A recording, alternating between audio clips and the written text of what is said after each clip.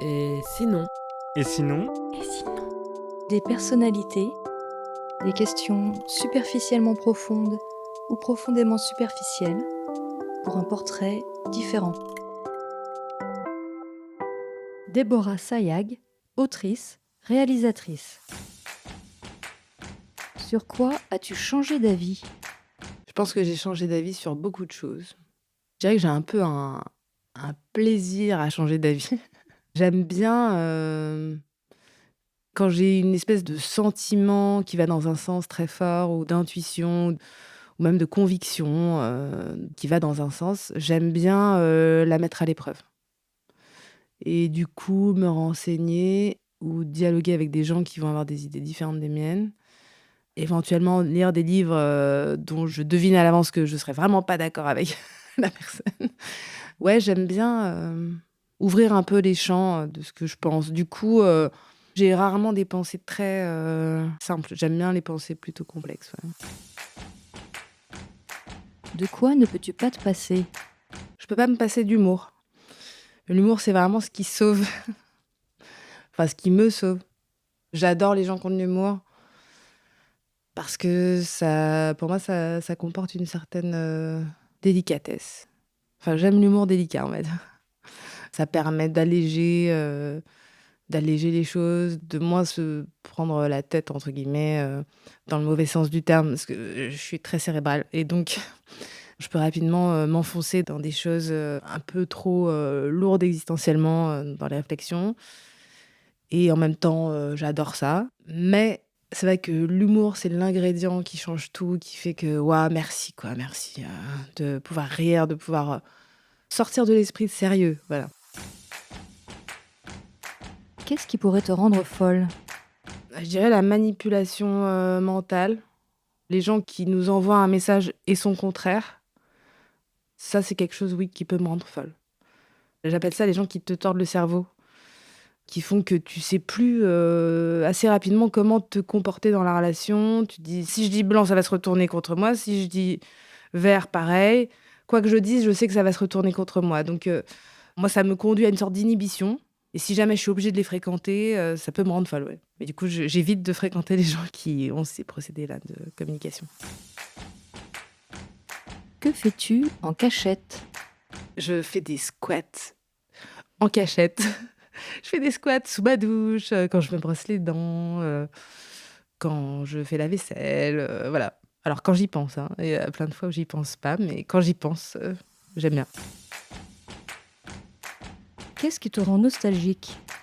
C'est marrant la nostalgie parce que c'est les moments de grand bonheur que soudain arrive immédiatement chez moi un sentiment de nostalgie. C'est comme si je saisissais, le côté exceptionnel de ce que je suis en train de vivre en termes de niveau de bonheur et de joie et du coup immédiatement, m'arrive le truc de me dire: «Ah, il faudrait que je m'en souvienne». Comment ce serait si tu étais un homme? En fait, quand j'étais enfant, déjà je faisais partie, des enfants qui se sentaient, appartenir à l'autre, genre. Donc je me sentais garçon quand j'étais petite et après vraiment à l'adolescence, ça a été un déchirement de comprendre, avec l'arrivée de mes seins et de mes formes et de mes règles que, ben, non, je n'étais pas un garçon. Mais pour autant, je me sens hors genre. Donc je sais pas, je peux pas dire. Qu'aimerais-tu oser? J'aimerais oser monter sur scène. Retrouver, le mojo que j'avais plus jeune, de la scène. Quand j'ai commencé à écrire, à mettre en scène, j'ai arrêté de monter moi-même sur scène. Qu'est-ce qui te demande du courage? Ce qui me demande du courage, c'est le conflit. D'oser, aller au conflit. Quand je sais que je suis face à quelqu'un, qui a d'autres opinions, que les miennes, si je sens, que c'est très figé en face, enfin très affirmé, ça peut vite me décourager, et faire que j'y vais pas, quoi. Que voudrais-tu ne jamais oublier? Je voudrais ne jamais oublier qu'il y a des relations, ou des amours, on va dire, dangereuses. À quoi désobéis-tu? Je désobéis à l'injonction qu'il y a à se dire que quand on grandit et maintenant dans mon cas vieillit, parce que j'ai 48 ans, il faudrait, se mettre à l'abri. C'est marrant parce que j'ai peur de plein de choses, mais pour autant, je sais pas, il y a quelque chose en moi qui refuse de me laisser, dicter ce que je dois faire. Quel rêve n'as-tu jamais oublié? J'ai eu, toute une période de ma vie où j'ai eu, un rêve récurrent et où je me faisais attaquer par un chat. Ce rêve m'a profondément marquée parce que, ben, il était récurrent déjà et aussi, j'ai travaillé en psychanalyse, pour essayer de le décrypter et de le faire passer et ça a fonctionné. C'est-à-dire qu'au fur et à mesure, du coup, quand ce cauchemar, on va dire, arrivait, j'arrivais à, dans mon rêve, intervenir en me disant: «C'est un cauchemar». Et ce chat, au lieu de chercher à l'arracher de moi parce qu'il plantait ses griffes et ses crocs dans mes bras ou sur moi, quoi.